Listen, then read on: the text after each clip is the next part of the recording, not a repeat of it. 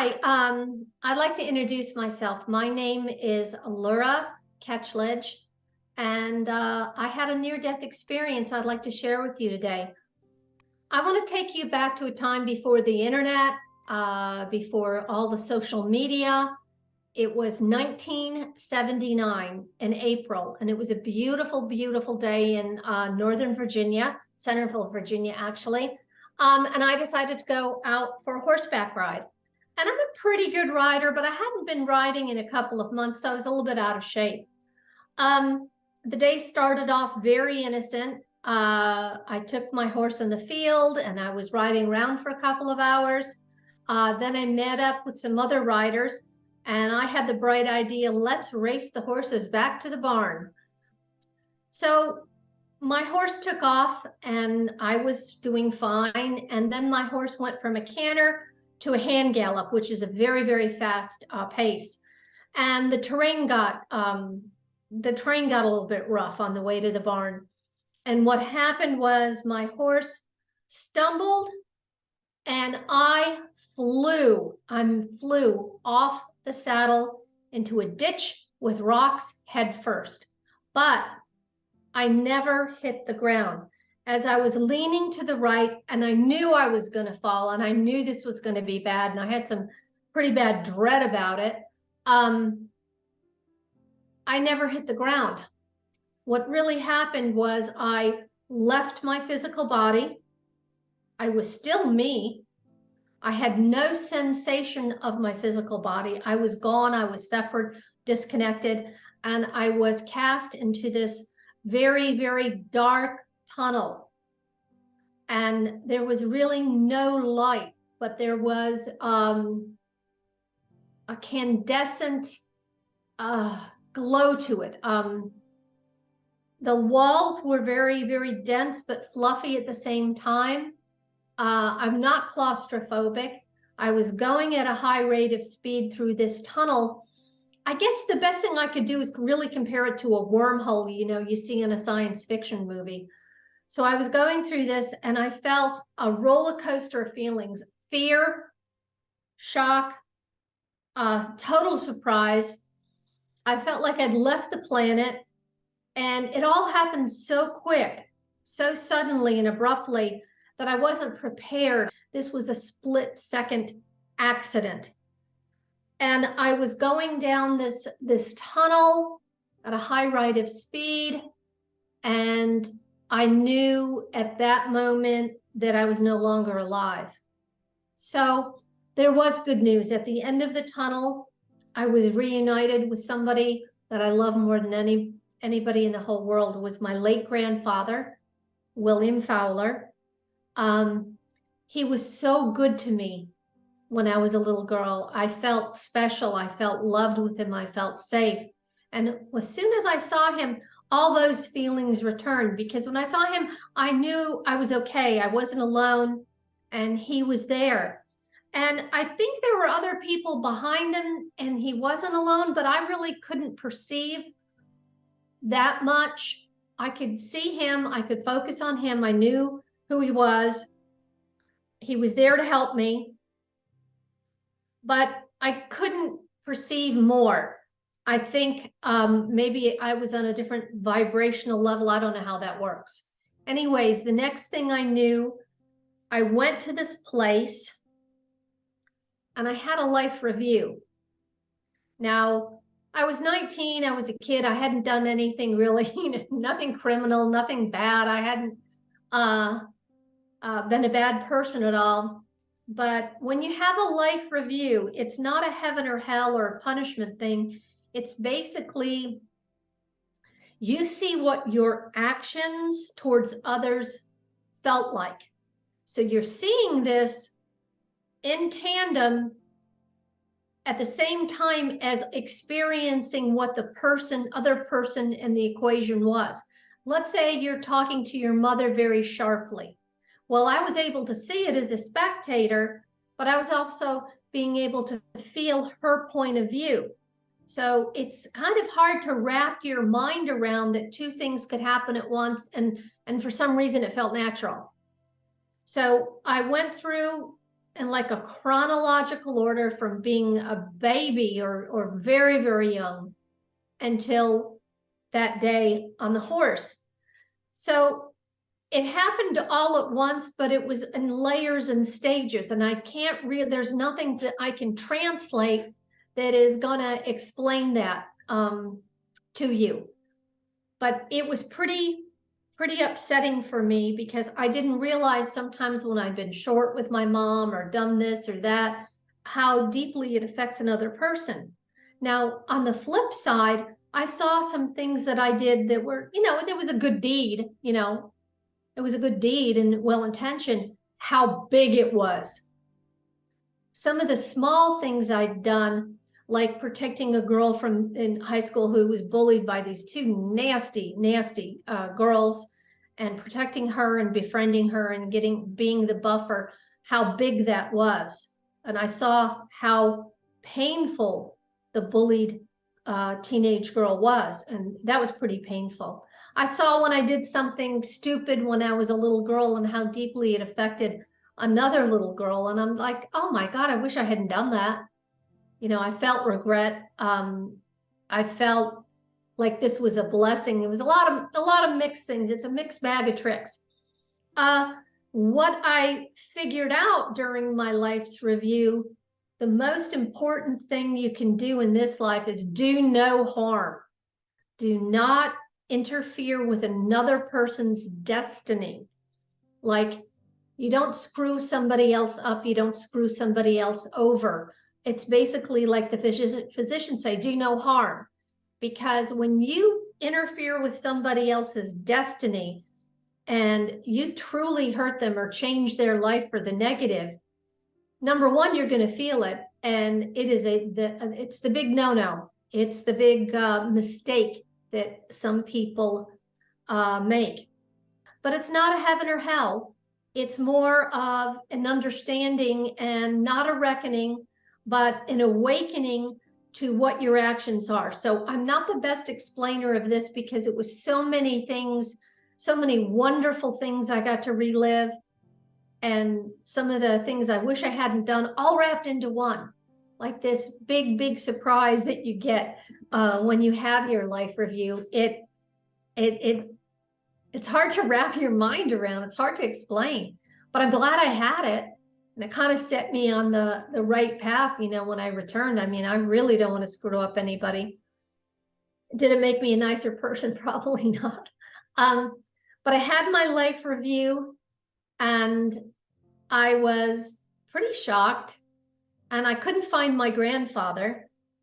And then the next instant was this swoosh, this feeling of traveling, and it was so much more fun than like going through the tunnel was kind of scary. This was almost a rush, like, you're in a carnival ride, but you're really enjoying the acceleration. And I went out to, I think, as far as you can go, and it's still able to return. Some people call it your higher self. Some people call it source. I like to say it is source. I burst through like this beautiful, bright sea of like clouds, and there was light but no sun, and it was like bursting through clouds, coming up, and then being cradled, loved, rocked, caressed, wrapped in a blanket of pure love. Bliss would be an understatement. It is pure love, and you're floating through this. I don't know. I can see people making a mistake and thinking it's heaven. It's not heaven. It's source, and all around you are parts of you, personalities. So to get to this explanation, I figured out, or I understood, that when your soul enters physical reality and is born, when the soul comes into physical reality, it fractures into different personalities in different lifetimes. and you have these multiple lives, and eventually when everybody dies, all the parts of you die, you get collected to this source place. That's the best way I can say it. I'm not that good at it, but it was a sea of love, and every other soul there I could perceive, but it couldn't get a definite lock like a face or a name or anything. But I knew I was floating through a sea of love, and there were other souls around me, and this was my source or my origin or my collection of whatever. And that was beautiful. It was wonderful. I forgot all my problems in my life. I wasn't thinking about my physical body or what was happening. I wasn't even thinking about my grandfather. I was just in bliss, and I could hear music, like classical music, like floating through these chambers, this chamber in random waves. And there was no sun, but there was brightness, and the brightness didn't hurt my eyes. And I didn't have a real sensation of having a physical body. I could have been, I'm not sure, a point of consciousness at that point. I don't know. But as soon as I felt happy about it, peaceful, and accepting it, like I've arrived, I'm here, it was over.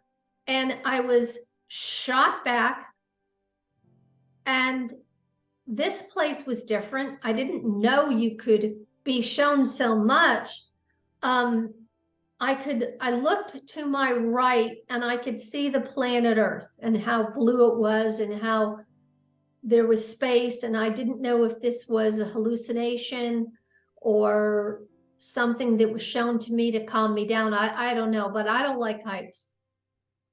But I saw the planet Earth to the right, and then I walked into this chamber, and on each side, I was kind of in the middle, on each side, and very, very tall, like walls, but they were not, they were fluffy. They weren't like a classical wall. It was almost a mist. There was a line of personalities that were male. There was a line of personalities that were female, all lined up, all deceased. And they were my past lives.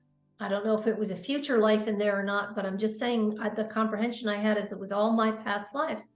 So I had arms, I had a body, it was white, and then I went to touch one of these souls. I just, you just wanted to touch it. And I saw it was a male, it was a man. And he didn't respond to me, and I didn't have a connection. Oh, this was me, or any of his memories or knowledge or anything. I was just freaked out. There were people behind me directing me and talking to me that weren't part of my different personalities, but I couldn't really understand what they were saying. It was kind of a confusion, and I'm not explaining it all that well. But so I'm in this chamber. There are all these male lives. There's all these female lives that were mine. I touched the male to get a look at him, and he was like white, devoid of color. And then I go over and I touch a woman, and she's not too pretty. She was Caucasian, and she looked like one of the lunch ladies that I didn't like in second grade. Anyways, she acknowledged me but didn't communicate with me. And I turn around, I'm trying to talk to my guides, and then it's over. So, you're just starting to figure it out and have some logical questions. And then there was a sense of traveling. And I was thinking, not about like heaven or hell or God. I was thinking, I just thought to myself, the tree of life, because I'm a minister's granddaughter. I wonder about the tree of life. And I was at this place, and it was beautiful. It was on the beach, and the ocean, the waves were crashing, and there were cliffs.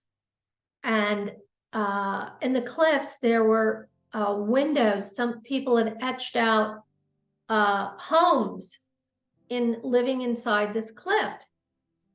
And all I can say is it was a place that was very beautiful. The ocean was there. And then I saw the tree of life, and it wasn't the biblical tree of life. It looked like a beautiful, beautiful pine tree, just like the kind you see in Florida where I live. And I could, I could see the bark, and it was white iridescent. And then there was like this moss green color or hue in various places. And I could see the pine needles were a light mossy green. It was just gorgeous. And it was in the middle of the beach with ocean water crashing around it. Well, a pine tree we know doesn't grow that way, but it was just stupendous. And I think now looking back that there is a part of non-physical reality that's very thought responsive and can create something that you're thinking about it, like crystallized thought, I don't know, something like that. But I was in a place that was more thought responsive. The other places that I'd been hadn't been. So boom, this thing is over, and I moved, not voluntarily out of it because I wanted to explore. And I'm back in this other place. I know it's close to Earth or physical reality or where we all reside right now. And my grandfather was there, and it was very upsetting. I knew that he was conveying that, you're going back, that, you're not staying. And I wanted to grab his hand, and I have very small hands. And my grandfather always had very big hands, and I'm trying to grab him so I can stay with him, and I don't want to go. And he wasn't a young man, but my grandfather died of cancer, and he had a horrid death, just horrible death. And the last time I saw him, it was just it was horrendous. And I was 12 years old. It was just awful. And to see him, and he wasn't sick. He was older, but he wasn't in his 70s, late 50s, early 60s, and he looked like him, dressed like him, the khaki pants and the thin leather belt and the flannel shirt. No glasses, but he looked like him. And that was really, really wonderful to see him, to know that he still loved me, to know that, he exists on a different level. I didn't lose him. He didn't leave without me. He was waiting for me. And I think he still is. So I got to see my grandfather, and I know that I'm going back. I'm trying to fight it. And all around this dimension that I'm at now, it's not thought responsive. I did have a sense of, having a body because I wanted to grab his hand. And one of the things that it's hard to explain, there was no floor, but there had to be logically because we were standing. And it was a mauve hue, and the walls were fluffy yet dense, and nothing that I could actually describe or a science fiction movie could describe. But I was taking that in, then swoosh, like somebody had grabbed me, threw my back to my solar plexus, and then began to yank. So I was yanked back through the tunnel against my will, very shaken up about this whole thing, about life after death or continuation of existence. And bam, I'm back in that field in Virginia, and I am in pain. I took a brutal fall. Brutal. And there was 2 young men that had resuscitated me and saved my life.